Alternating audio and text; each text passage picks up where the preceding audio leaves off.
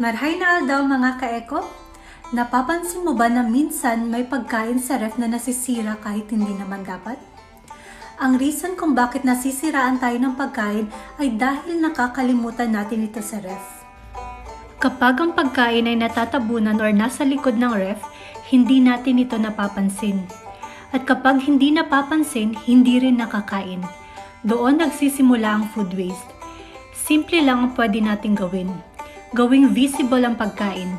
Gumamit ng clear containers para makita kaagad kung ano ang laman ng containers.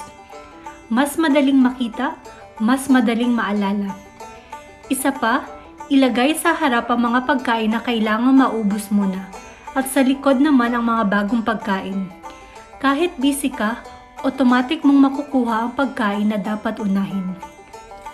Isipin mo ang ref bilang guide. Kapag maayos at visible ang pagkain, mas mabilis makonsume at kaunti lang ang mapuproduce na waste. Hanggang sa muli mga kaeko!